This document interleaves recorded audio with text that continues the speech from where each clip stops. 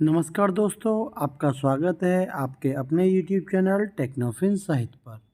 आज के वीडियो में हम एक बहुत ही महत्वपूर्ण topic NPS national pension scheme के बारे में बात करेंगे।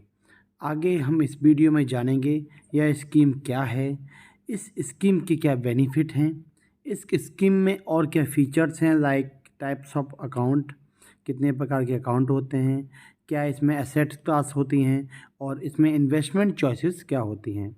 इसके बाद इसके हम टैक्स बेनिफिट के बारे में जानेंगे, इसके एलिजिबिलिटी क्राइटेरिया के बारे में जानेंगे और काफ़ी कुछ जानेंगे। तो जुड़े रहिए इस वीडियो के साथ। सबसे पहले बात करते हैं NPS के बारे में। तो NPS की फुल फॉर्म है नेशनल पेंशन स्कीम। इस योजना की शुरुआत केंद्र सरकार के द्वारा इसलिए की गई थी कि कोई भी व्यक्ति अपनी रिटायरमेंट की ज़रूरतों को पूरा करने के लिए उसे पेंशन के रूप में एक इनकम मिलती रहे। NPS को एक PFRDA संस्था है, वही गवर्न करती है, वही नियंत्रित करती है।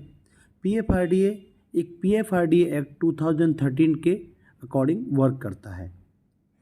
NPS market linked contribution scheme है जिसमें इंडिविजुअल को कंट्रीब्यूट करना होता है, जिससे वह रिटायरमेंट के बाद के लिए अपनी इनकम का सोर्स बना देता है।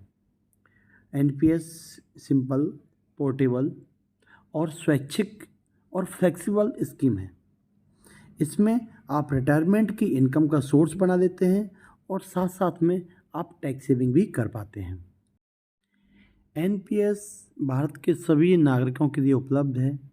वित्त मंत्रालय के एक नोटिफिकेशन जो कि 22 दिसंबर 2003 को आया था, उसके अकॉर्डिंग केंद्र सरकार के कर्मचारियों के लिए NPS मैंडेटरी है, जो 1 जनवरी 2004 के बाद सेवा में आए हुए हैं। इसमें एक्सेप्शन है आर्म्ड फोर्स। सभी राज्य सरकार के कर्मचारी के लिए यह NPS मैंडेटरी है। जिन राज्यों ने या केंद्र शासित प्रदेश ने NPS ऑब्टेन किया है। इसके अलावा NPS के स्वैच्छिक मॉडल में 18 से 70 वर्ष के जो भी NRI हैं वह भी इसके अंतर्गत पार्टिसिपेट कर सकते हैं।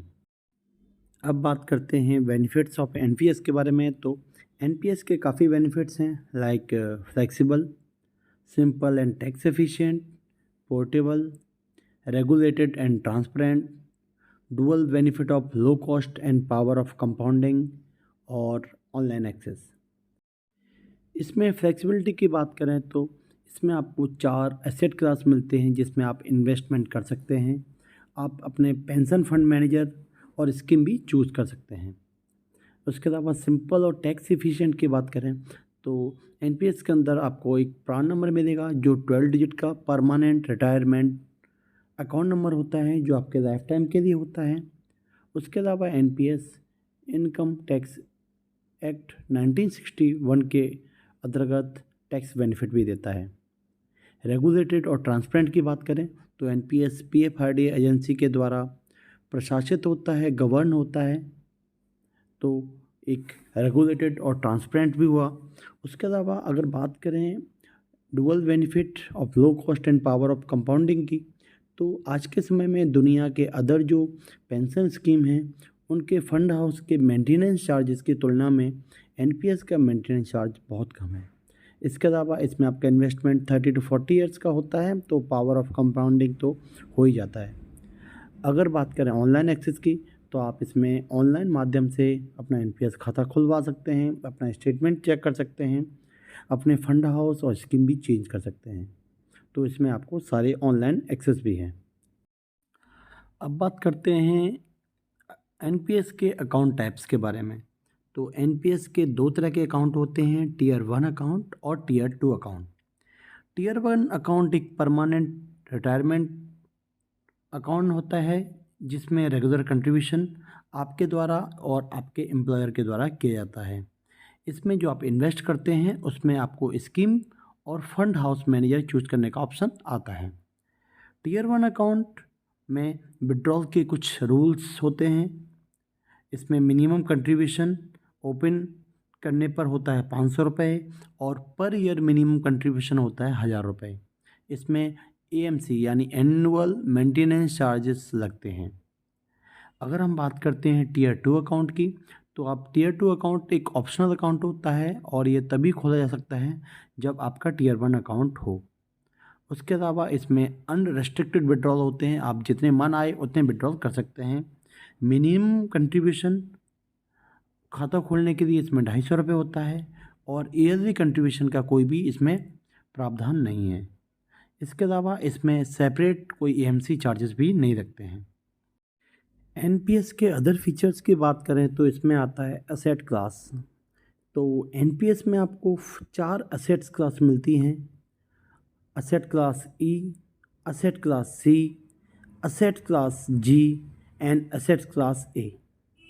असेट्स क्लास ई जो होता है उसमें आपका इन्वेस्टमेंट इक्विटी शेयर मार्केट में और उससे रिलेटेड चीज़ों में किया जाता है। असेट क्लास सी में आपका इन्वेस्टमेंट जो होता है वो कॉरपोरेट कर्जे में और उससे रिलेटेड जो भी बॉन्ड्स वगैरह आते हैं उसमें किया जाता है। असेट्स क्लास जी में आपका इन्वेस्टमेंट आपके गवर्नमेंट बॉन्ड में, स्टेट गवर्नमेंट बॉन्ड में किया जाता है। अगर हम बात करते हैं असेट्स क्लास ए की, तो उसके अंतर्गत आपका इन्वेस्टमेंट जो होता है अदर अल्टरनेट बॉन्ड जैसे राइट्स के बॉन्ड होते हैं, एमबीएस होते हैं, उसके अंतर्गत किया जाता है। असेट क्लास ए में किसी भी समय में कंट्रीब्यूशन 5% से अधिक नहीं होता है। उसी तरीके से टीयर 1 अकाउंट में भी इक्विटी में कंट्रीब्यूशन 75% से अधिक किसी भी समय अलाउड नहीं है। एनपीएस के अदर फीचर्स की बात करें तो वह है इन्वेस्टमेंट चॉइसेस। एनपीएस में आपको 2 चॉइसेस मिलती हैं। First one is active choice and second one is auto choice. अगर हम एक्टिव चॉइस की बात करते हैं तो एक्टिव चॉइस के अंतर्गत आप यह प्लान कर सकते हैं कि आपका जो कंट्रीब्यूशन है वो किस तरीके से इन्वेस्टमेंट किया जाए। मतलब आप अपने फंड हाउस मैनेजर को, आप अपनी स्कीम्स को और उनकी परसेंटेज अलोकेशन को भी चेंजेस कर सकते हैं या डिफाइन कर सकते हैं।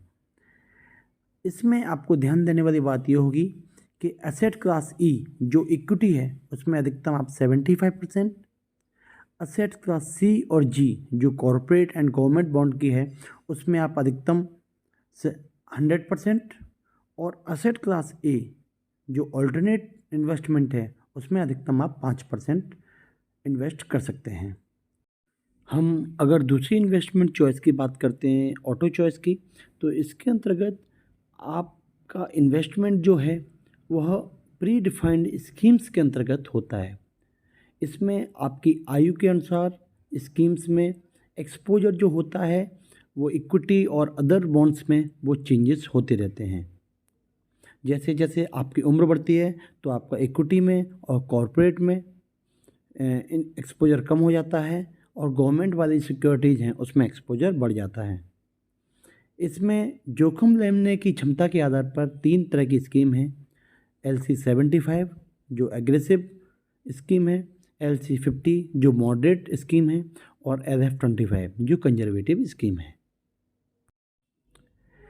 एलिजिबिलिटी क्राइटेरिया की बात करते हैं एनपीएस के लिए, तो एनपीएस को सब्सक्राइब करने के लिए फॉर्म भरते समय आपकी उम्र 18 से 70 साल के बीच में होनी चाहिए। आप ऑनलाइन माध्यम से और पीओपी के माध्यम से एनपीएस में सब्सक्राइब कर सकते हैं। एनपीएस के अंतर्गत टैक्स बेनिफिट्स के काफ़ी ऑप्शंस हैं। कुछ इम्पॉर्टेंट इस तरीके से हैं, जैसे कि कोई भी एम्प्लॉई जो कंट्रीब्यूशन कर रहा है वो सेक्शन 80 CCE के अंतर्गत 1.5 लाख रुपए की लिमिट के भीतर सेक्शन 80 CCD 1 के अंतर्गत अपनी सैलरी का 10% तक टैक्स डिडक्शन प्राप्त कर सकता है। उसके अलावा वह सेक्शन 80 CCD 1B के अंतर्गत 50,000 रुपये का और डिडक्शन प्राप्त कर सकता है जो कि 1.5 लाख रुपए की लिमिट के बाहर है। उसके अलावा जब वो पार्शियल विड्रॉ करता है वह भी आपका टैक्स फ्री होता है और जब रिटायरमेंट पर अपने अमाउंट का 60% लमसम विड्रॉल करता है वह भी आपका टैक्स फ्री होता है। तो ये था आपका एनपीएस नेशनल पेंशन स्कीम का बेसिक इंट्रोडक्शन, बेसिक जानकारी। आगे इसी सीरीज में मैं इसके other features like investment choices, assets classes पर डिटेल्ड वीडियो बनाऊंगा। तो प्लीज़ इस वीडियो को लाइक कीजिए, शेयर कीजिए और मुझसे जुड़े रहने के लिए इस चैनल को सब्सक्राइब कीजिए। धन्यवाद।